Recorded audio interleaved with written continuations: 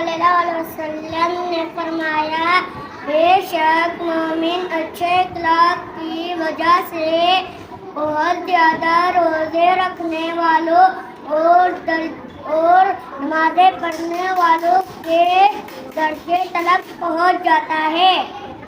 میرا نام محمد سعد ہے، میں کلاس میں ہوں۔ ایک حدیث کا مضمون ہے۔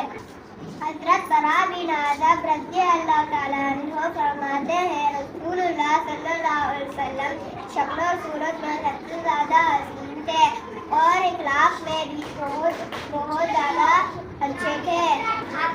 میرا نام محمد راشد ہے۔ ایک حدیث کا مضمون ہے۔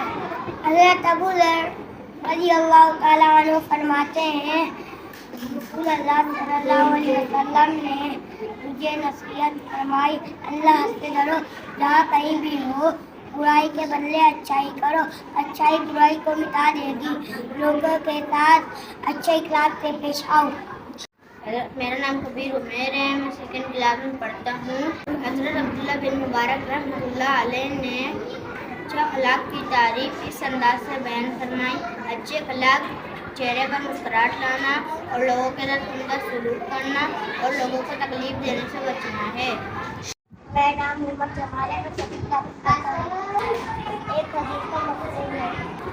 رسول اللہ صلی اللہ علیہ وسلم نے فرمایا، جو شخص کو جنت کے اعلیٰ درجے نظر کی ضمانت دیتا ہوں جو اللہ کا